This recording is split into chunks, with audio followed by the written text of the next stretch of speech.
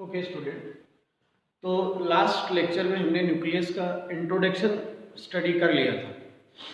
Nucleus controlling centre of cell है। Cell centre नहीं बोल रहा हूं मैं, है ना, controlling centre.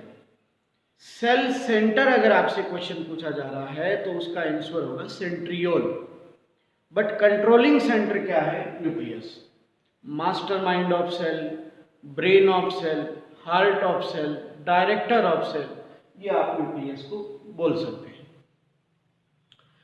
Largest factor of cell है, सेल को इन्फ्लुएंस करने वाला, सेल की एक्टिविटी को प्रभावित करने वाला ये सबसे बड़ा फैक्टर है। बच्चों, अगर मैं न्यूक्लियस की फंक्शन की बात करूं, इंपॉर्टेंट फंक्शन की बात करूं, तो मैंने लास्ट लेक्चर में भी आपको बताया था कि न्यूक्लियस के दो इंपॉर्टेंट फंक्शन है। द फर्स्ट इज इंफॉर्मेशन, जो जेनेटिक इंफॉर्मेशन होती है उनको स्टोरेज करना और उनका ट्रांसमिशन करना। इसके ऊपर क्वेश्चन भी आता है कि mainly chromosome found in, mainly DNA found in, तो इसका आंसर क्या होता है? न्यूक्लियस, है ना। तो मोस्ट ऑफ द क्रोमोसोमल या डीएनए पार्ट न्यूक्लियस में होता है। तो जेनेटिक इंफॉर्मेशन का स्टोरेज और ट्रांसमिशन कौन करेगा? न्यूक्लियस करेगा, ऑब्वियस बात है। एंड रेगुलेट ऑल मेटाबॉलिक और biochemical activities of the cell, है ना, क्योंकि बायोकेमिकल एक्टिविटीज या मेटाबॉलिक एक्टिविटीज रेगुलेट कौन करेगा? एंजाइम्स, और enzyme synthesis by gene, and gene mainly present in nucleus. So ultimately nucleus ही तो सभी मेटाबॉलिज्म रिएक्शंस को डील कर रहा है, करेक्ट। तो ये दो इंपॉर्टेंट फंक्शन आपको इसके बताने हैं। हिस्ट्री में भी हमने लास्ट लेक्चर में देखा कि ल्यूवेनहॉक ने फर्स्ट टाइम इसको ऑब्जर्व किया था साल्मन फिश की आरबीसी में।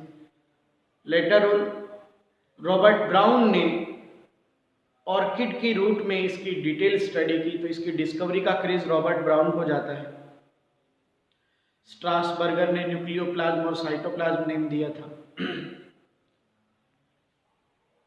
इसके अलावा मैंने आपको ये बताया था लास्ट लेक्चर में कि हैमरलिंग एक साइंटिस्ट थे, उन्होंने एसिटाब्यूलेरिया एल्गी पर अपना एक्सपेरिमेंट किया और ये बताया कि eukaryotic cell cannot survive without nucleus. अगर आप किसी एक यूकैरियोटिक सेल का न्यूक्लियस रिमूव कर देंगे तो वो सर्वाइव नहीं करेगी। ये एक्सपेरिमेंट हैमरलिंग का था, किस पे था? एसिटाब्यूलेरिया पे था, राइट। न्यूक्लियस की स्ट्रक्चर पर हम डिस्कशन कर रहे थे लास्ट टाइम, तो न्यूक्लियस की स्ट्रक्चर के कंपोनेंट्स आज अपन डिटेल से देखेंगे। तो उसमें सबसे पहले न्यूक्लियस की स्ट्रक्चर की अगर बात की जाए तो आज अपन बात करेंगे न्यूक्लियस मेम्ब्रेन, या इसको कैरियोथिका भी बोलते हैं, कैरियोथिका, राइट। तो बच्चों, जो न्यूक्लियस मेम्ब्रेन है या कैरियोथिका की अगर अपन बात करें, न्यूक्लियर मेम्ब्रेन या कैरियोथिका की अगर अपन बात करें तो डबल मेम्ब्रेनस स्ट्रक्चर है। तो दो मेम्ब्रेन यहां पर हो जाएगी बेटा, एक आउटर मेम्ब्रेन और इनर मेम्ब्रेन।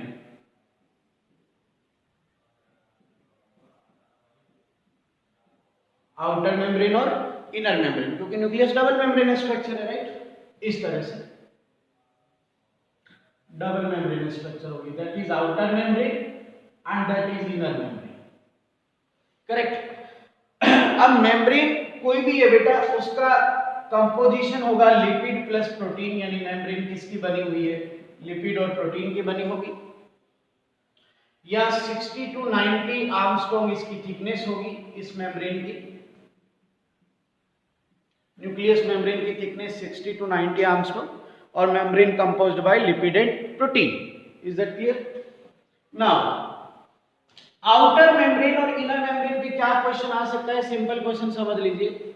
आउटर मेम्ब्रेन वो होती है जो एक तो ईआर का फॉर्मेशन करती है, यानी सीधे भाषा में बोलूं तो directly related with girl system, और you can say endomembrane system से रिलेटेड है। एंडोमेम्ब्रेन सिस्टम का ओरिजिन करती है, इसका ओरिजिन, क्योंकि ईयर ओरिजिन अगर आउटर मेम्ब्रेन से हो रहा है तो अल्टीमेट एंडोमेम्ब्रेन सिस्टम का ओरिजिन भी यहीं से हो रहा है।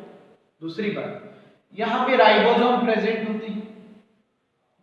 ये जनरल आपको आईक्यू बेस्ड क्वेश्चन है, क्योंकि जब आउटर मेम्ब्रेन ईआर बना रही है और ईआर पे जब राइबोसोम है तो कॉमन सेंस है कि आउटर मेम्ब्रेन पे राइबोसोम है ना। इस तरह से देखो कि ये जो आउटर मेम्ब्रेन है वही तो ईआर बना रही है, तो यहाँ पे राइबोसोम्स हैं। Is that clear? And now inner membrane में राइबोसोम एब्सेंट है। और बस आपको ये ध्यान रखना है कि इसके साथ क्रोमोसोम अटैच रहते हैं, इस तरह से ये क्रोमोसोम है अंदर, करेक्ट। और कोई इस पे बहुत ज्यादा डेप्थ क्वेश्चन नहीं आता है, करेक्ट। समझ गए एकदम अच्छे से? तो ये न्यूक्लियस मेम्ब्रेन है। यहां पर एक और इंपॉर्टेंट पॉइंट डिस्कस होता है, वो भी मैं आपको बता देता हूं। फाइबर्स लेमिना, फाइबर्स लेमिना या न्यूक्लियर लेमिना बोलते हैं इसको अपन। ये क्या है इसको थोड़ा समझिएगा। ये न्यूक्लियस की इनर मेम्ब्रेन है, राइट, और ये अंदर न्यूक्लियोप्लाज्म, ये न्यूक्लियोप्लाज्म। तो ये जो न्यूक्लियोप्लाज्म है ये पेरिफेरल जेली लाइक हो जाता है, पेरिफेरल यानी बाहर की तरफ जेली लाइक स्ट्रक्चर में कन्वर्ट हो जाता है इस तरह से।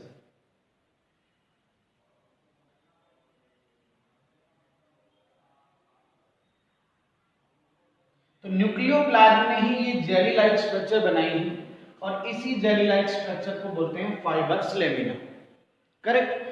और ये फाइबर्स लेमिना कहीं ना कहीं एसोसिएट है किसके साथ? इनर मेम्ब्रेन के साथ।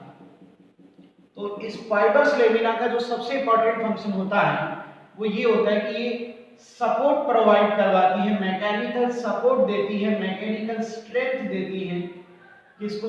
To inner membrane. न्यूक्लियस की इनर मेम्ब्रेन को ये मैकेनिकल स्ट्रेंथ प्रोवाइड करवाती है। Is that clear?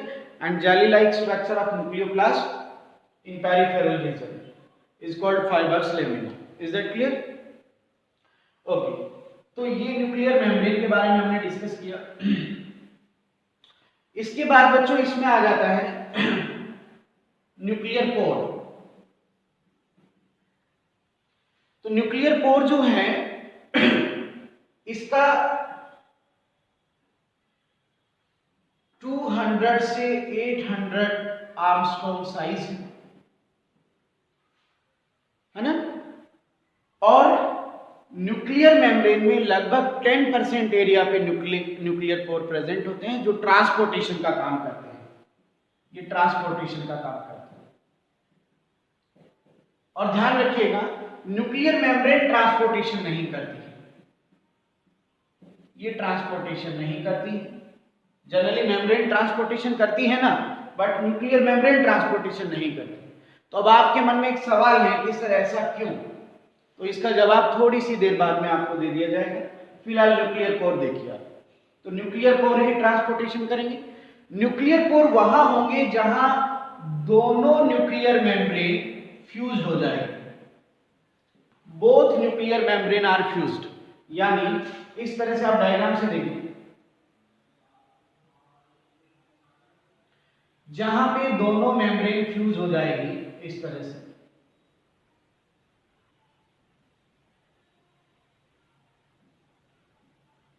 ये न्यूक्लियर कोर बन गई, दैट इज न्यूक्लियर कोर।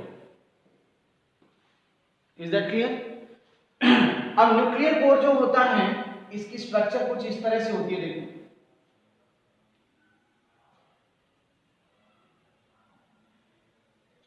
ये आपकी इनर मेम्ब्रेन है, ये आउटर मेम्ब्रेन है।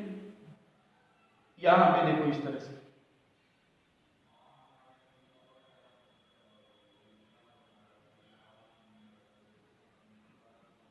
ये एन्युलस प्रोटीन है, रिंग प्रोटीन है, 8 एन्युलर प्रोटीन है ये,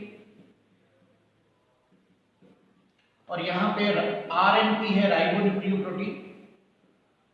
आरएनपी, आरएनपी मीन्स राइबोन्यूक्लियोप्रोटीन। बस बेटा इसमें एक ही क्वेश्चन आपको ध्यान रखना है बस, कि ट्रांसपोर्टेशन करता कौन है, ये क्वेश्चन आता है इसमें। तो जो ट्रांसपोर्टेशन का काम है वो राइबोन्यूक्लियोप्रोटीन का है, यही ट्रांसपोर्टेशन का रेगुलेशन करेंगे। सबसे इंपॉर्टेंट क्वेश्चन एक ही आएगा, बात खत्म। क्या क्वेश्चन आएगा कि न्यूक्लियर पोर में ट्रांसपोर्टेशन का रेगुलेशन कौन करता है? RNP, ribonucleoprotein, that's all. Is that clear? और इसमें कोई इतना इंपॉर्टेंट चीज नहीं है या कॉन्सेप्ट नहीं है, राइट? चलिए, इसके अलावा बात करते हैं पेरीन्यूक्लियर स्पेस की। दो पार्ट हो गए हमारे पेरीन्यूक्लियर स्पेस।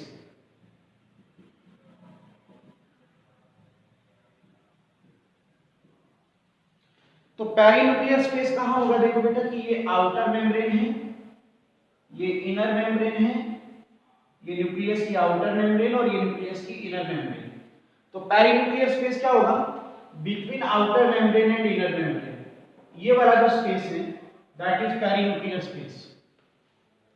और ये जो पेरीन्यूक्लियर स्पेस है लगभग 100 to 500 आर्मस्ट्रॉन्ग का इसका डायमीटर होता है। और जो पेरीन्यूक्लियर स्पेस है बेटा, यहां पर डेड मटेरियल होते हैं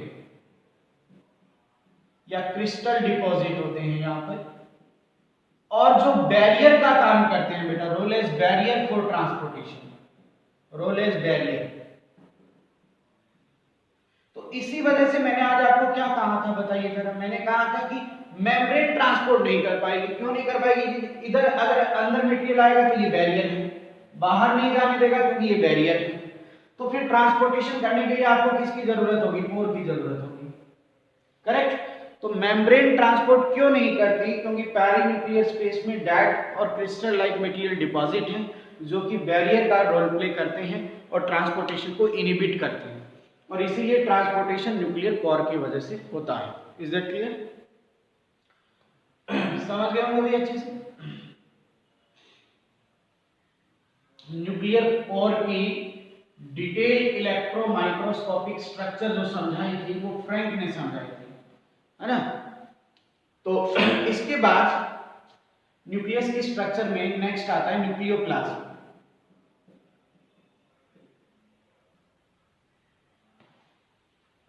राइट? न्यूक्लियोप्लाज्म का बेसिक क्वेश्चन पूछा जा सकता है। न्यूक्लियोप्लाज्म का कंपोजिशन 5% डीएनए होता है इसमें, लगभग इसके अंदर 10% सॉरी मैं न्यूक्लियोलस का कंपोजिशन देने लग गया था। न्यूक्लियोप्लाज्म के अंदर क्या होगा? डीएनए या आरएनए पॉलीमरेज होगा। इसके अलावा इसमें डीएनए एंड आरएनए होंगे, न्यूक्लियोसाइड होंगे, न्यूक्लियोटाइड होंगे, है ना? और एनटीपी होगी, न्यूक्लियोटाइड ट्राइफॉस्फेट, जो जेनेटिक्स में मैंने आपको जेनेटिक्स तो 12th क्लास में कराया है। एनटीपी में क्या होता है बेटा? देखो ATP, GTP, CTP, TTP, UTP, है ना? Adenosine triphosphate, guanosine triphosphate, cytidine triphosphate, thymidine triphosphate and uracil triphosphate. ये जो एनटीपी है इन्हीं से न्यूक्लियोटाइड बनते हैं बेटा, इन्हीं से न्यूक्लियोटाइड बनते हैं। बायोमोलिक्यूल में पढ़ा है ना आपने? और न्यूक्लियोटाइड ही न्यूक्लिक एसिड बनाएगा। और न्यूक्लिक एसिड कौन होता है? डीएनए और आरएनए, करेक्ट?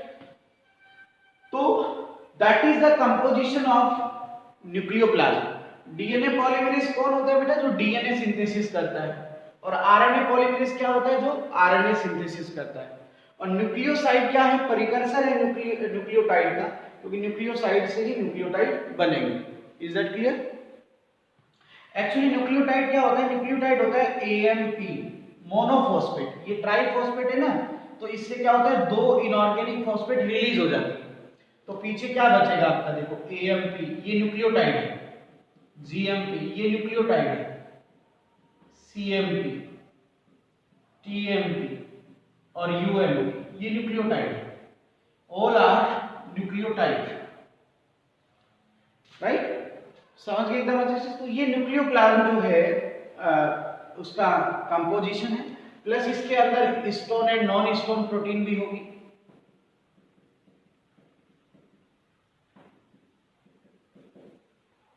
ठीक है, तो बाकी कुछ अदर मटेरियल भी होंगे, राइट। जो साइटोप्लाज्म का कंपोजिशन है वही कंपोजिशन इसके अंदर भी रहेगा। ठीक है, तो मेन बातें आपको बताई हैं। इसमें ज्यादातर जेनेटिक मटेरियल का कंपोजिशन आपको यहां पर देना है, क्योंकि mainly genetic material found in nucleus. तो अगर इसका कोई क्वेश्चन आएगा तो इसी तरह का क्वेश्चन आएगा। समझ गए एकदम अच्छे से। एक बार थोड़ा सा एक फिजियोलॉजी का क्वेश्चन जो था उसको सेल में लाकर डिस्कस किया गया था। पूछा यह गया था कि न्यूक्लियोप्लाज्म किस तरह का रेस्पिरेशन करेगा। अब आप समझिए कि साइटोप्लाज्म और न्यूक्लियोप्लाज्म लगभग बात तो एक प्रोटोप्लाज्म का ही तो पार्ट है ना ये। तो जो जिस तरह का रेस्पिरेशन साइटोप्लाज्म में होगा उसी तरह का रेस्पिरेशन न्यूक्लियोप्लाज्म में होगा, है ना, करेक्ट। जैसे साइटोप्लाज्म क्या करता है, एनारोबिक रेस्पिरेशन करता है, तो न्यूक्लियोप्लाज्म भी क्या करेगा, एनारोबिक रेस्पिरेशन करेगा। Is that clear? क्योंकि एरोबिक रेस्पिरेशन तो केवल माइटोकॉन्ड्रिया में होता है। ये आगे हम रेस्पिरेशन में भी आपको बताएंगे पूरा। ठीक है, तो ये भी इस तरह का क्वेश्चन धीरे धीरे आगे जैसे फिजियोलॉजी पढ़ोगे और टॉपिक पढ़ोगे तो ये कनेक्ट होते रहेंगे, करेक्ट। अब न्यूक्लियोप्लाज्म जो है उसमें दो इंपॉर्टेंट स्ट्रक्चर डिस्कस की जाती है। क्या दो इंपॉर्टेंट स्ट्रक्चर डिस्कस की जाती है इसके अंदर, एक न्यूक्लियोलस और एक क्रोमोसोम,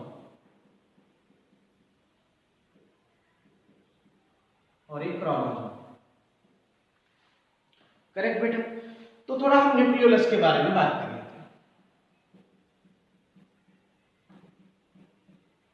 अगर न्यूक्लियोलस के रिगार्डिंग बेटा मैं आपको बताऊं तो न्यूक्लियोलस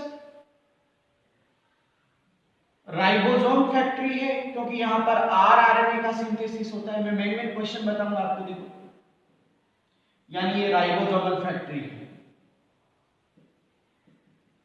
ऑफ सेल, राइट। समझ गए एकदम अच्छे से। न्यूक्लियोलस सेल की ग्रोथ के लिए बहुत जरूरी है। क्यों जरूरी है आप समझिए कि राइबोसोम कौन बनाता है, न्यूक्लियोलस बनाता है, राइट। और राइबोसोम अगर होगा तो प्रोटीन बनेगा, और प्रोटीन होगा तो सेल ग्रोथ होगी, है ना। तो nucleolus help in protein synthesis as well as cell growth. Proteins are building blocker of cell, है ना। अगर न्यूक्लियोलस डिक्रीज हो गई, मैं आपको एक क्वेश्चन ही बता देता हूं, अगर न्यूक्लियोलस डिक्रीज हुई तो सेल डिवीजन इनहिबिट हो जाएगा। तो कॉन्सेप्ट तो ऊपर वाला लगेगा ना कि न्यूक्लियोलस नहीं है तो फिर राइबोसोम नहीं बनेंगे, प्रोटीन सिंथेसिस नहीं होगा, तो सेल डिवीजन इनहिबिट हो जाएगा। इसके अलावा आप ये भी समझ सकते हैं कि nucleolus also help in spindle fibre formation, जो क्रोमोसोम का डिस्ट्रीब्यूशन करने में हेल्प करते हैं। तो न्यूक्लियोलस स्पिंडल फाइबर बनाने में हेल्प करते हैं। तो कहीं ना कहीं ये सेल डिवीजन के साथ रिलेटेड है। Is that clear? Nucleolus A membranous structure होती है, ए मेम्ब्रेनस स्ट्रक्चर, इसके ऊपर कोई मेम्ब्रेन नहीं होती है, करेक्ट। न्यूक्लियोलस जो है इसकी डिस्कवरी का क्रेज आप देंगे फोंटाना को, इन्होंने इसकी डिस्कवरी की है। न्यूक्लियोलस टर्म जो प्रोवाइड करवाई है वो बाउमेन ने प्रोवाइड करवाई थी। तो ये बेसिक इसकी स्ट्रक्चर है। अब इसकी डिटेल स्ट्रक्चर में अगर हम जाएं, अब इतना है नहीं आपके सिलेबस में, अब एनसीईआरटी से आगे बढ़ने का मन नहीं करता है। हालांकि फिर भी मैंने एनसीईआरटी से ज़्यादा ही बताया, लेकिन अगर आप डिटेल स्ट्रक्चर पढ़ेंगे तो उसमें बताया जाता है कि न्यूक्लियोलस जो है उसमें 3 इंपॉर्टेंट रीजन होते हैं। पार्स एमॉर्फस, एक ऐसा रीजन जहां पे जिसकी कोई मॉर्फोलॉजी नहीं होती, राइट। फिर इसमें आता है कि पार्स ग्रेन्युलोसा, ये ग्रेन्युलर रीजन है जिसमें ग्रेन्यूल्स लाइक स्ट्रक्चर होती है, और ये प्रोटीन और आरएनए यहाँ पे प्रेजेंट होता है 2:1 में, ठीक है। और इसी तरह पार्स फाइब्रोसा जिसमें फाइबर लाइक स्ट्रक्चर होती है, तो बताया जाता है कि राइबोन्यूक्लियोप्रोटीन की फाइबर है, राइट। तो इस तरह से इसकी स्ट्रक्चर को 3 पार्ट्स में डिवाइड किया जाता है, अगर आप चाहें तो लिख सकते हैं। इसकी स्ट्रक्चर को 3 पार्ट्स में डिवाइड किया जाता है, पार्स एमॉर्फस, पार्स ग्रेनुलोसा और एक है parse fibrous structure, fibrosa, right. तो ये इसको 3 पार्ट्स में डिवाइड किया जाता है, ठीक है। लेकिन ये अब मुझे नहीं लगता है कि अब ये आपका डिस्कशन का पॉइंट रहेगा, क्योंकि नीट की भी बात करो तो वो on the basis of NCERT ही चल रहा है। फिर भी हम तो थोड़ा एडवांस चलेंगे, कोई दिक्कत नहीं, करेक्ट। लेकिन अब मैं इसमें एक बात आपको बताना चाहूंगा, थोड़ा एक क्वेश्चन है, थोड़ा आ जाता है, तो उसको अपन डिस्कस कर लेते हैं। अगर मैं क्रोमोसोम की स्ट्रक्चर की बात करूं तो क्रोमोसोम की स्ट्रक्चर में कुछ इस तरह से है।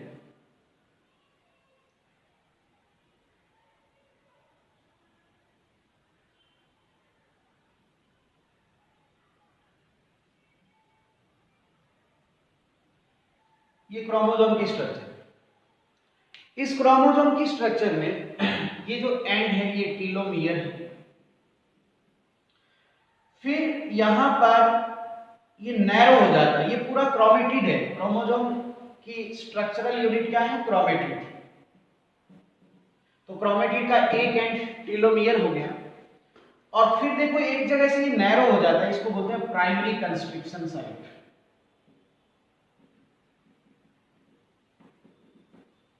प्राइमरी कंस्ट्रिक्शन साइट, और यहां पर एक डॉट लाइक स्ट्रक्चर है जिसको सेंट्रोमियर बोलते हैं। फिर क्रोमेटिड एक और जगह पर नैरो हो जाता है, इसको सेकेंडरी कंस्ट्रिक्शन रीजन बोलते हैं। और फिर ये सैटेलाइट नॉब लाइक स्ट्रक्चर है, सैटेलाइट, और यहाँ जो क्रोमोसोम है इसको सेट क्रोमोसोम कहते हैं। तो ये क्रोमेटिड के कुछ स्ट्रक्चरल पार्ट है। अब मैं यहाँ पर न्यूक्लियोलस के साथ डिस्कशन करने जा रहा हूँ। देखो कि जो ये सेकेंडरी कंस्ट्रिक्शन रीजन है, ये वाला जो सेकेंडरी कंस्ट्रिक्शन रीजन है, इस रीजन के का जो डीएनए है उसको NOR रीजन कहते हैं, न्यूक्लियोलस ऑर्गेनाइजेशन रीजन। यानी यही वो डीएनए है जो न्यूक्लियोलस में प्रेजेंट है, या यही वो डीएनए जिसको न्यूक्लियोलस कहते हैं, और कोई चीज नहीं है न्यूक्लियोलस, ध्यान रखना, यही है वो न्यूक्लियोलस जो ये पार्ट है, करेक्ट। बात समझ आई?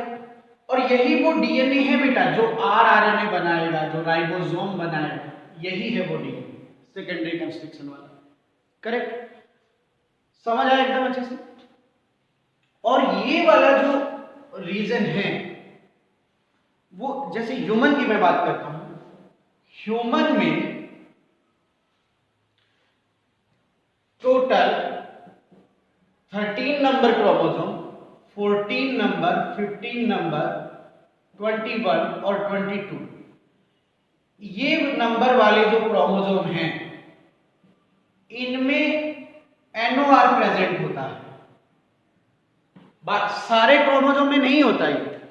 ये NOR रीजन, यानी ये जो सैटेलाइट वाला, ये वाला जो रीजन है, ये इनको सैटेलाइट क्रोमोसोम कहते हैं, क्योंकि इनमें ये वाला रीजन प्रेजेंट होता है।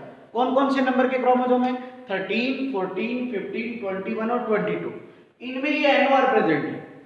तो मतलब क्या हुआ, टोटल ह्यूमन में कितने पेयर क्रोमोसोम है? 23 पेयर क्रोमोसोम है।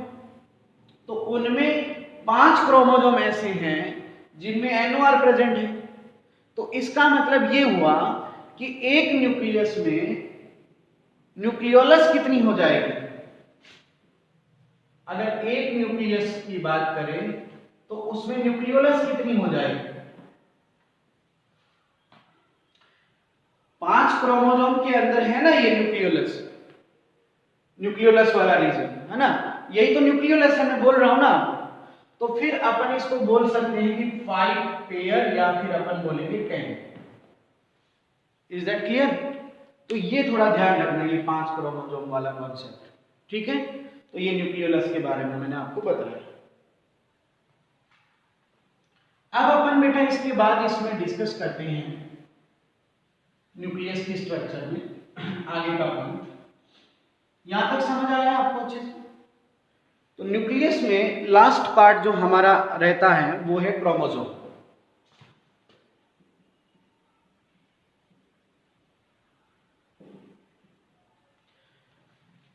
थोड़ा मैं आप लोगों से माफी चाहूंगा वो इस बात की कि क्रोमोसोम एक्चुअली यहां पर केवल आपका स्ट्रक्चरल पॉइंट ऑफ व्यू से दिया गया है। क्रोमोसोम का जो जेनेटिकल पार्ट है वो आपका 12th में दे रखा है, मॉलिक्यूलर बेसिस ऑफ इनहेरिटेंस वाले चैप्टर में। तो क्रोमोसोम की जो डिटेल स्टडी है वो हम 12th में करेंगे, यहां केवल इसको स्ट्रक्चर पॉइंट ऑफ व्यू से जानेंगे, राइट? ये ध्यान रखिए, यूं समझिए कि यहां क्रोमोसोम का केवल आधा पार्ट अपन डिस्कस करेंगे और जो नेक्स्ट पार्ट है वो अपन 12th में डिस्कस करेंगे, राइट? क्रोमोसोम कलरफुल बॉडी है इसलिए इसको क्रोमोसोम टर्म दिया गया है। क्रोमो मीन्स कलरफुल, जोम मतलब बॉडी, है ना? तो कुछ इंट्रोडक्शन के साथ रन करते हैं, आगे टॉपिक को देखो। क्रोमोसोम जो है वो उसकी डिस्कवरी की थी हॉक मिस्टर ने और ट्रेडेस्केंसिया प्लांट की pollen mother cell, pollen mother cell, तो यहां पर इन्होंने इसको डिस्कवर किया। लेकिन इसकी डिटेल स्टडी जो की थी वो की थी बेटा स्ट्रासबर्ग। तो अल्टीमेट अगर आप देखेंगे तो क्रेज क्रोमोसोम की स्टडी का पूरा स्ट्रासबर्ग को ही जाएगा। वाल्डेयर एक साइंटिस्ट थे, उन्होंने इसको क्रोमोसोम टर्म दी थी।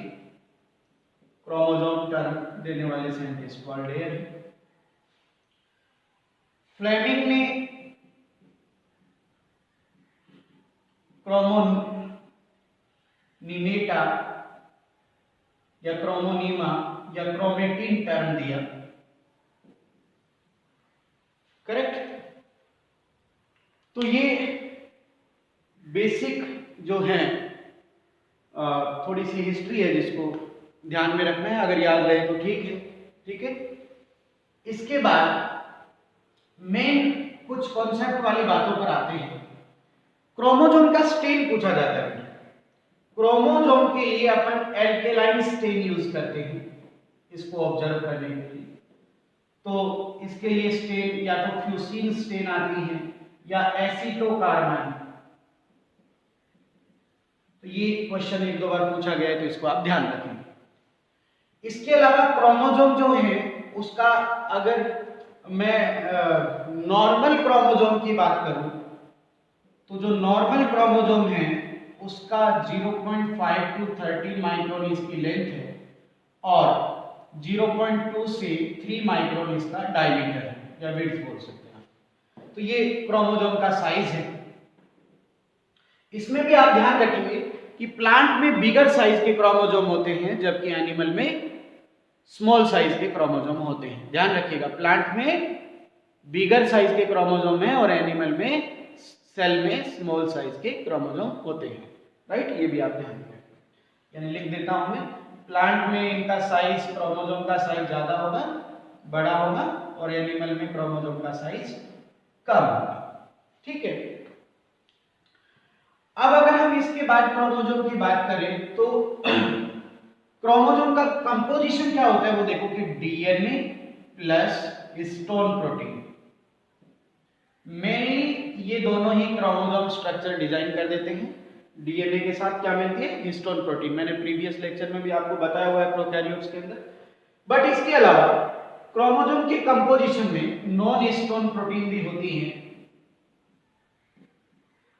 कुछ अमाउंट में आरएनए भी होता है, प्रोटीन भी होता है और लिपिड भी होता है। ये कंप्लीट कंपोजिशन है क्रोमोसोम का, जिसमें डीएनए है, हिस्टोन प्रोटीन है, नॉन हिस्टोन प्रोटीन है, आरएनए है, प्रोटीन्स हैं और लिपिड है। तो ये कंपोजिशन हुआ क्रोमोसोम का। Is it clear? इसके बाद अगर हम बात करें तो क्रोमोसोम की स्ट्रक्चर में बेसिक स्ट्रक्चर देख लेते हैं क्रोमोसोम का, क्योंकि मैंने बताया ना आपको कि इतना डिटेल अभी आपके नहीं दे रखा है, तो बेसिक स्ट्रक्चर देख लीजिए। क्रोमोसोम के सबसे बाहर इस तरह से ये पेलिकल है, ये क्रोमोसोम का शीथ है, प्रोटीन का बना हुआ शीथ है ना। इसके अंदर ये क्रोमोनिमेटा या क्रोमेटिड बोल सकते हैं वो प्रेजेंट है। तो ये टीलोमियर बना देता हूं मैं यहां पर। फिर मैंने आज बनाया था प्राइमरी कंस्ट्रिक्शन बना देते हैं।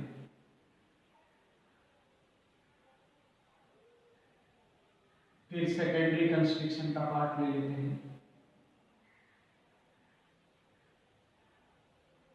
और फिर ये सैटेलाइट पार्ट ले लेते हैं।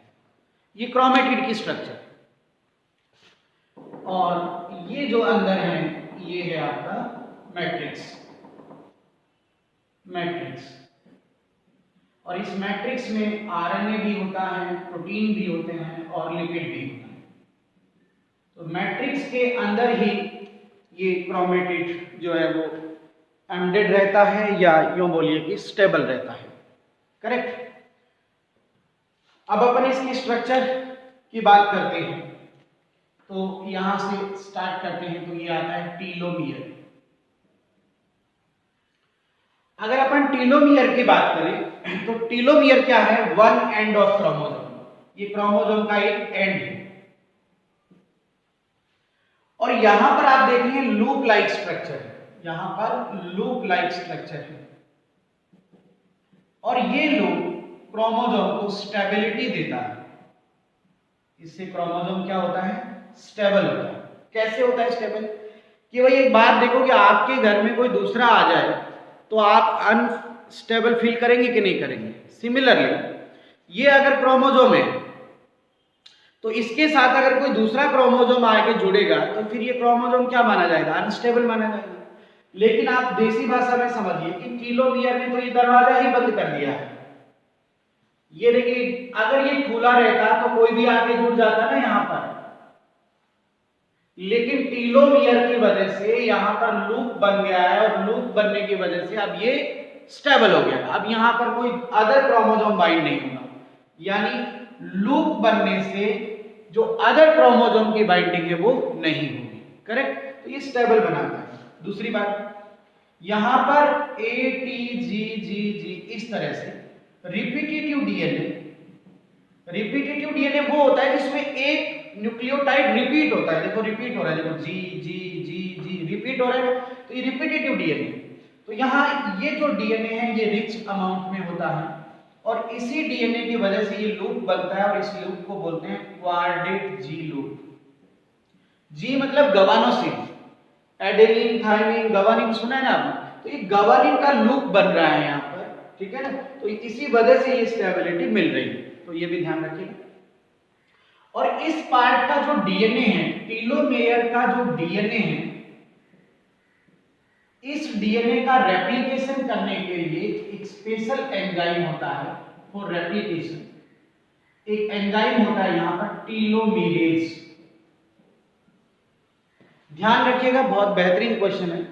टीलोमियर पार्ट वाले डीएनए का रेप्लिकेशन करने के लिए कौन सा एंजाइम आपको रिक्वायर्ड होगा? टीलोमेरेज। करेक्ट। तो टीलोमियर पर बेटा लगभग इतने ही क्वेश्चन बन सकते हैं, ठीक है। तो टीलोमियर जरूरी है बेटा क्रोमोसोम की स्टेबिलिटी के लिए, ठीक है। यहां तक बात आपको समझ आ रही है। इसके बाद बात करते हैं हम इस जोन की, ये है primary constriction.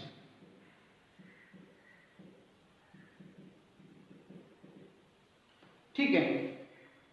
Dense coiled reason है ये, बहुत ज्यादा कॉइलिंग है यहां पर, और इस हेट्रोक्रोमेटिन रीजन भी बोलते हैं इसको, हेट्रोक्रोमेटिन। हाँ चलो, अब ये बात आ गई है तो थोड़ा पहले ये बताना पड़ेगा। देखो बेटा, एक साइंटिस्ट थे ईमिल हिट्स, उन्होंने क्रोमोसोम को दो पार्ट्स में डिवाइड किया, यूक्रोमेटिन और हेट्रोक्रोमेटिन। तो ध्यान से सुनिएगा थोड़ा, एक यूक्रोमेटिन और एक हेट्रोक्रोमेटिन, ये दो पार्ट क्रोमेटिन के इन्होंने या क्रोमेटिन फाइबर के इन्होंने डिवाइड किया। यूक्रोमेटिन वो पार्ट होता है जो फाइबर लाइक होता है, यहां पर हिस्टोन कम होती है। एक्चुअली क्या होता है, ये जो अच्छा आपको पूरा बेसिक बताना पड़ेगा बेटा। देखो ये डीएनए है, ये डीएनए है, ध्यान से सुनिएगा, ये क्या है, डीएनए। ये डीएनए जो है इसके ऊपर, ये डीएनए पहले हिस्टोन पर फोल्ड होता है। किस पर फोल्ड होता है, हिस्टोन पे। एक मिनट रुकिएगा, मैं कुछ आपको समझाने के लिए कुछ ला रहा हूं।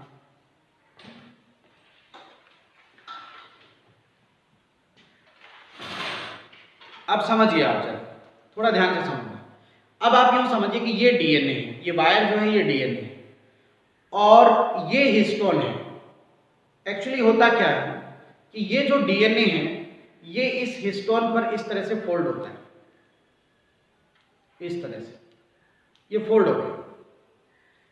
ये डीएनए है और ये जो मार्कर है वो हिस्टोन है। तो डीएनए किस पर फोल्ड हुआ, हिस्टोन पर, करेक्ट। ये प्राइमरी कॉइलिंग है। उसके बाद क्या होता है कि इनके ऊपर भी एक और हिस्टोन प्रोटीन मॉलिक्यूल आता है जो इस एंटायर स्ट्रक्चर को कवर कर लेता है, इस तरह से। यानी नीचे हिस्टोन, ऊपर हिस्टोन, बीच में डीएनए। बात समझ आ गई अब तो। इस तरह ये क्रोमोसोम बनता है। तो बेटा इसी बात को अगर हम आगे बढ़ाएं तो आप यूं समझिए कि जो ये यूक्रोमेटिन पार्ट है यहां पर हिस्टोन कम है, तो इस पार्ट के जीन जो होते हैं वो ज्यादा एक्टिव होते हैं। तो ऐसे क्वेश्चन आ जाता है कि क्रोमोसोम का वो पार्ट बताइए जिसके जीन ज्यादा एक्टिव है। तो कौन सा पार्ट है, यूक्रोमेटिन। और ये नीट 2003 में भी क्वेश्चन पूछा गया था। अगर हम इनको स्टेन करें तो जहां हिस्टोन कम होगी यहां कॉइलिंग भी कम होगी, लूज कॉइलिंग होगी यहां पर। तो ये लाइट स्टेन लेगा बेटा, हल्का स्टेन लेगा, ये हल्का कलर देगा। और जो हेट्रोक्रोमेटिन है वो हेट्रोक्रोमेटिन क्या होता है बेटा, इसको हेट्रोक्रोमेटिन को देखिए जरा। हेट्रोक्रोमेटिन वो पार्ट है जहां पे तो डेंस कॉइलिंग है। अब कॉइलिंग ज्यादा क्यों है, क्योंकि डीएनए किस पे कॉइलिंग करता है, हिस्टोन पे। डेंस कॉइलिंग है मतलब यहां हिस्टोन ज्यादा है, करेक्ट। और ये ग्रेन्यूल लाइक होता है, ग्रेन्यूल लाइक, ठीक है। डार्क स्टेन लेगा ये, अगर आप इसको स्टेन करेंगे तो ये डार्क स्टेन लेगा। समझ गए एकदम अच्छे से। और ये वो पार्ट है जहां पर लेस एक्टिव या इनएक्टिव जीन होते हैं, लेस एक्टिव जीन। तो लेस एक्टिव जीन वाला पार्ट कौन सा है, हेट्रोक्रोमेटिन है, ये बात ध्यान रखना। तो अब अगर मैं यहां पर आपको बताऊं तो ये जो टीलोमियर था, टीलोमियर, ये वाला पार्ट भी हेट्रोक्रोमेटिन है, ठीक है। प्राइमरी कंस्ट्रिक्शन भी हेट्रोक्रोमेटिन हो गया। यहां पर हम अभी स्टडी करेंगे सेकेंडरी कंस्ट्रिक्शन, ये भी हेट्रोक्रोमेटिन है। फिर अपन बात करेंगे सैटेलाइट, ये भी हेट्रोक्रोमेटिन है। तो अब जो ये बीच का पार्ट बच गया, ये वाला, जैसे ये बीच का पार्ट है, ये वाला पार्ट है, ये वाला, तो ये यूक्रोमेटिन पार्ट है बीच का पार्ट जो, करेक्ट। समझ गए एकदम अच्छे से। तो आपको यूक्रोमेटिन और हेट्रोक्रोमेटिन भी क्लियर हो गया, अच्छी बात है। आप देखिए बेटा कि जो ये प्राइमरी कंस्ट्रिक्शन की जो बात चल रही थी हमारी, इसी को अपन कंटिन्यू आगे बढ़ाते हैं। ये जो प्राइमरी कंस्ट्रिक्शन रीजन है, यहां पर एक डॉट लाइक स्ट्रक्चर है जिसको सेंट्रोमियर बोलते हैं। क्या बोलते हैं, सेंट्रोमियर। अब ये जो सेंट्रोमियर है ये क्या करता है बेटा, देखो ये दो इंपॉर्टेंट काम करता है। क्या दो इंपॉर्टेंट काम करता है, एक तो ये क्रोमोसोम की मॉर्फोलॉजी या क्रोमोसोम की शेप जो है वो रेगुलेट करता है। ध्यान से सुनिए। दूसरी बात कि सेंट्रोमियर जो होता है वो help in chromosome distribution during cell division. ये क्रोमोसोम के डिस्ट्रीब्यूशन में हेल्प करता है सेल डिवीजन के टाइम। कैसे? अब दोनों बातों को सिखाते हैं आपको, तो ये सीख लोगे तो सेंट्रोमियर ही समझ आ जाएगा आपको, ठीक है। तो ध्यान से देखो इस बात को। सेंट्रोमियर जो होता है बेटा वो इस तरह से, ये सेंट्रोमियर की स्ट्रक्चर है, ये सेंट्रोमियर है, और इस सेंट्रोमियर में ये दो डॉट लाइक स्ट्रक्चर होती है, इनको बोलते हैं काइनेटोकोर।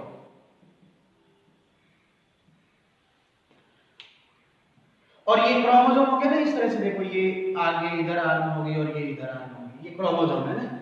अब जो स्पिंडल फाइबर होते हैं वो स्पिंडल फाइबर यहां आकर अटैच हो जाते हैं इन दोनों के बीच में।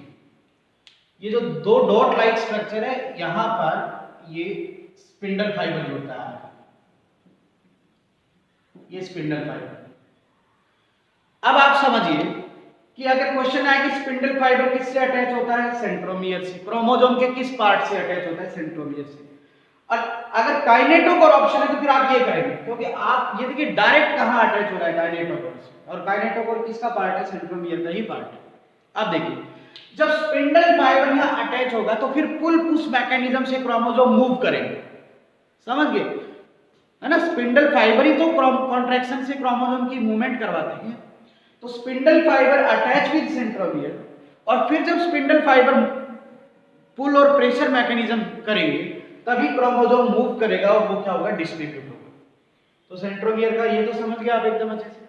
अब शेप को देखिए।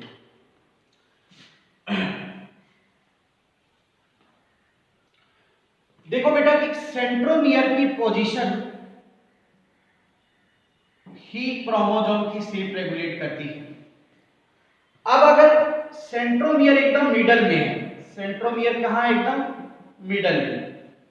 क्रोमोसोम की वही स्टडी करने के लिए सबसे बेस्ट स्टेज कौन सी होती है?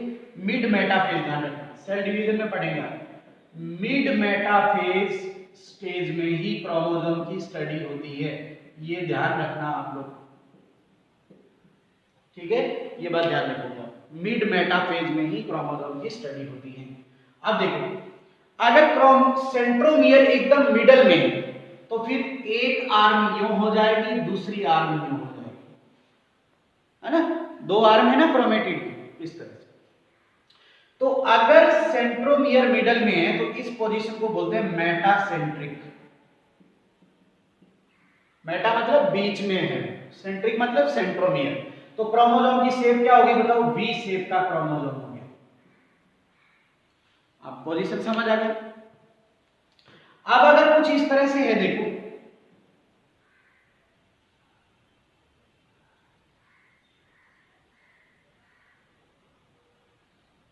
इस तरह से, ये हुआ बेटा, ये पोजीशन है सब सेंट्रल। सब सेंट्रल पोजीशन है, यानी सेंटर से थोड़ा ऊपर, सेंटर से थोड़ा ऊपर। तो सेंटर से ऊपर है तो एक आर्म तो स्मॉल आर्म हो जाएगी और एक आर्म क्या हो जाएगी? लार्ज, लॉन्ग आर्म हो जाएगी। स्मॉल आर्म को P से रिप्रेजेंट करते हैं, लॉन्ग आर्म को Q से रिप्रेजेंट करते हैं। तो ये बन गया एल शेप का। तो ये सब सेंट्रल पोजीशन है। ये मेटासेंट्रिक हो गई, ये सब मेटासेंट्रिक हो गई।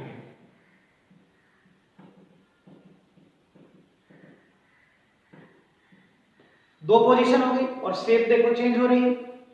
इसी तरह से अगर हम नेक्स्ट पोजीशन की बात करें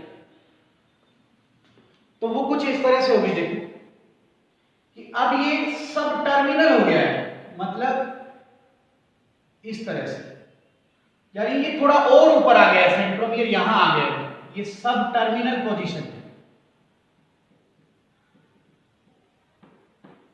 तो इसको एक्रोसेंट्रिक बोलते हैं, एक्रोसेंट्रिक, एक्रोसेंट्रिक। तो यहां पर ये जे शेप का होगा,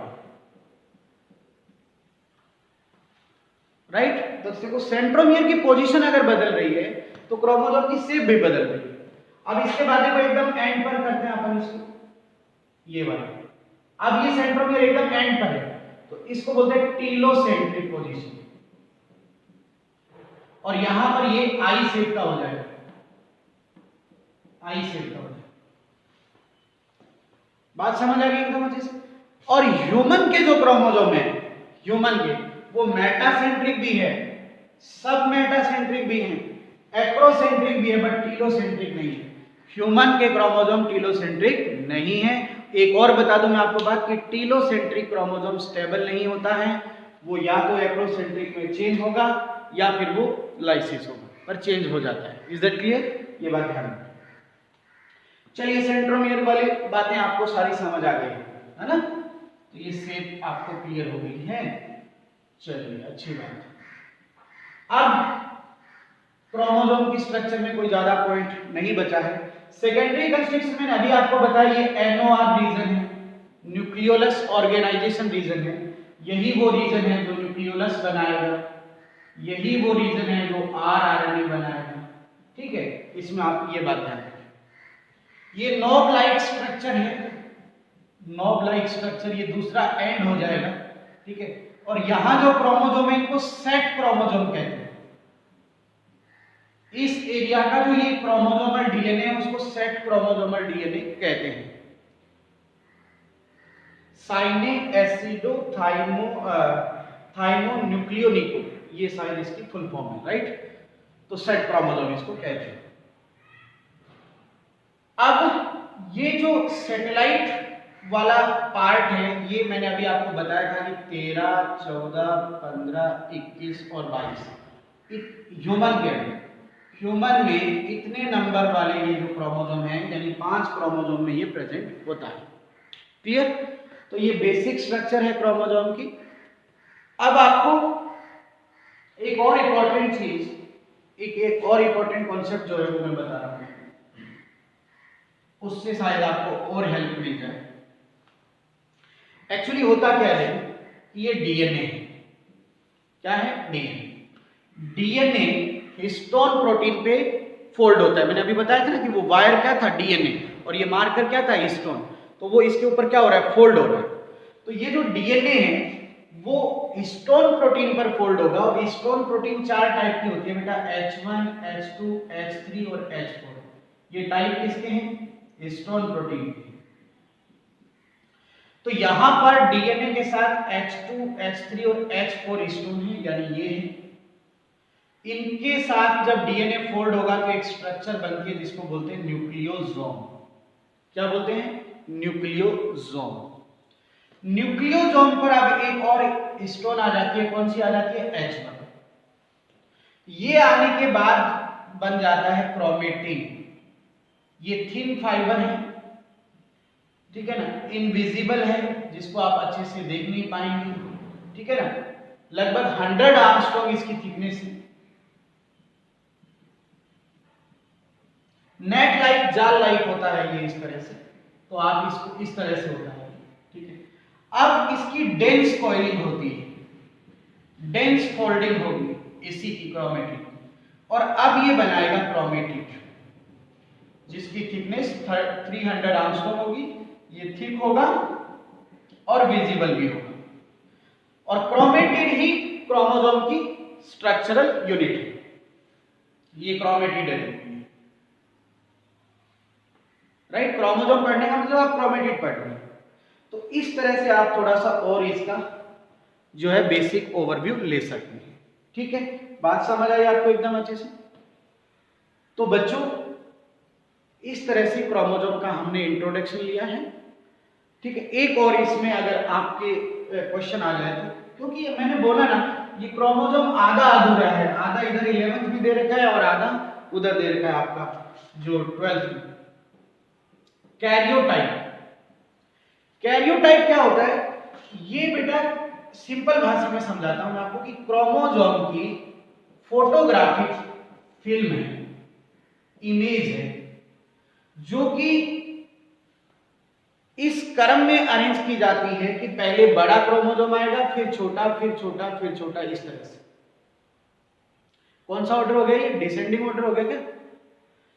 पहले सबसे बड़ा क्रोमोसोम आएगा इस तरह से, फिर इससे छोटा क्रोमोसोम आएगा, फिर और स्मॉल, फिर और स्मॉल, इस तरह से अरेंज किया जाता है। तो ये क्रोमोसोम की एक फोटोग्राफिक इमेज जो होती है, स्टेन करके, क्रोमोसोम को स्टेन करके उसकी जो एक इमेज बनाई जाती है, उसी को कैरियोटाइप कहते हैं। Is that clear? और इस कैरियोटाइप जो है, इसका यूज हम क्रोमोसोमल डिसऑर्डर की स्टडी करने में करते हैं, करेक्ट? और जो है और भी बहुत सारी जो जेनेटिकल जो स्टडी है उसमें अपन कैरियोटाइप का हेल्प लेते हैं। Is that clear? तो ये आप एक टर्म है, इसको आप ध्यान रखेंगे, समझ गए? हाँ, इसमें कई बार इडियोटाइप भी टर्म पूछी जाती है, इडियोटाइप। तो वो एक्चुअली कैरियोग्राम होता है, और उसी को आप लोग समझिए दो पार्ट्स में ले लीजिए, कैरियोटाइप और इडियोटाइप। ये जो कैरियोटाइप है, इसमें दोनों पेयर्ड फॉर्म, क्रोमोसोम पेयर्ड में होते हैं, तो ये दोनों फॉर्म यूं दिखा रखी होती है इस तरह से। जबकि इडियोटाइप में क्या होता है, या इडियोग्राम में क्या होता है, इडियोग्राम वर्ड आप यूज करें इसके लिए, इडियोग्राम। इसमें क्या होगा बेटा कि केवल एक फॉर्म इस तरह से रिप्रेजेंट होगी, यानी ये सिंगल फॉर्म में रिप्रेजेंट होगा और ये डबल फॉर्म में रिप्रेजेंट होगा। डबल यानी पेयर में रिप्रेजेंट होगा। बस इनकी फोटोग्राफी फिल्म में ये डिफरेंस है, आप समझ रहे हैं, करेक्ट? और जब भी ये कैरियोटाइप या इमेज बनाते हैं तो इसमें सारी बातें ध्यान में रखी जाती है, क्रोमोसोम का साइज, सेंट्रोमियर की पोजीशन, और वो सैटेलाइट है या नहीं, इन सब बातों का ध्यान रखा जाता है जब कैरियोटाइप बनाया जाता है। Thank you very much.